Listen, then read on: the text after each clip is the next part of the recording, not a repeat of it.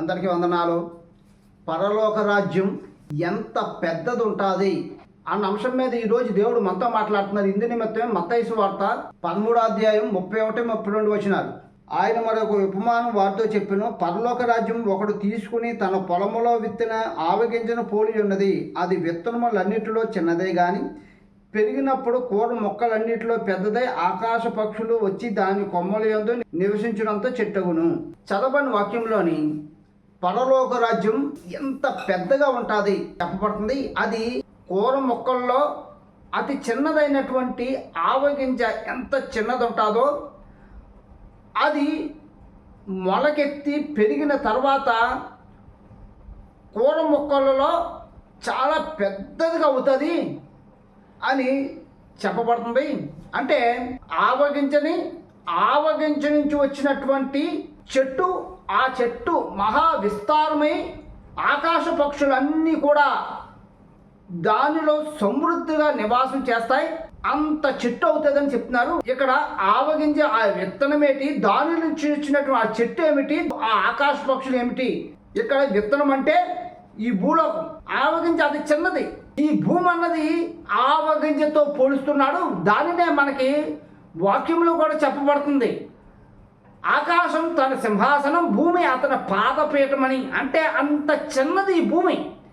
అయితే పరలోక రాజ్యం ఎంత పెద్దది ఉంటుందంటే దాని నుంచి వచ్చినటువంటి చెట్టు ఎంత పెద్దదవుతుందో ఆకాశ పక్షులన్నీ కూడా దానిలో నివాసం ఉండే అంత పెద్దదవుతుంది అంటున్నారు.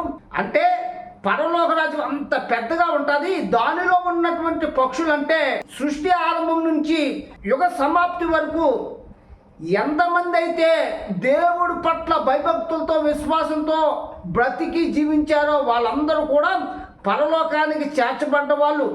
మహా కోట్ల లెక్కింప సఖ్యం కానటువంటి గొప్ప విస్తారమైన జనాంగం అందరూ కూడా పరలోకానికి చేర్చబడతారు. ఉదాహరణకి ఇప్పుడైతే ప్రస్తుతానికైతే ప్రపంచ జనాభా 700 కోట్లు ఇంచుమించుగాన. మరలా కొన్ని సంవత్సరాలు పోయి కదా 750, 800, 900, 1000 అలాగా పెరుగుతూ ఉంటుంది. కానీ సృష్టి ఆరంభం నుంచి యుగాంతం వరకు కొన్ని లక్షల కోట్ల జనం ఆత్మలన్నీ కూడా పట్టాలంటే ఎంత పెద్దది ఉండాలి ఆ మహాపట్టణం అంటే దాన్నే ఇక్కడ మనకి ప్రకటన గ్రంథం 21వ అధ్యాయంలో చెప్పబడుతుంది. ప్రకటన గ్రంథం 21వ అధ్యాయం 16, 17 వచనాలు. ఆ పట్టణము చచ్చౌకమైనది, దాని పొడుగు దాని వెడల్పుతో సమానము. అతడు ఆ కొలకలతో పట్టణమును కొలవగా దాని కొలత 755 కోసులైనది. దాని పొడుగును ఎత్తును వెడల్పును సమంగా ఉన్నది. మరియు అతడు ప్రాకారమును కొలవగా అది మనుషుని కొలత చొప్పున 144 మూరలైనది. ఆ కొలత దూత కొలతయే. చదవని వాక్యంలోని ఒక కొలకర్ర ఉంది. ఆ కొలకర్రతో కొలిస్తే 750 కోసుల దూరం అంతా పొడవుంది ఆ పట్టణం. అది ఏ విధంగా ఉందంటే చచ్చౌకంగా ఉంది. అంటే చతురస్రంగా, అంటే 4 పలకలుగా. అంటే దాని పొడవు, ఎత్తు, వెడల్పు అన్నీ కూడా సమంగా ఉన్నాయి 4 పలకలుగాన. ఇప్పుడైతే ఈ భూమి గుండ్రంగా ఉంది. అంటే ఆవగింజ ఏ విధంగా ఉంటుందో ఆ విధంగా గుండ్రంగా ఉంది. కానీ పరలోక రాజ్యం ఆ విధంగా ఉండదు. 4 పలకలుగా చచ్చౌకంగా ఉంటుంది. ఎటు చూసినా ఒకే విధంగా కనబడుతుంది. మనం ఆడుకునే క్యూబ్ ఎలా ఉంటుంది, 4 పలకలుగా ఎదర వెనక పైన కింద ఇటువైపు అటువైపు అన్ని వైపులు ఒకే విధంగా ఎలా ఉంటుందో పరలోక రాజ్యం కూడా అదే విధంగా చచ్చౌకంగా 4 పలకలుగా చతురస్రంగా ఉంటుంది.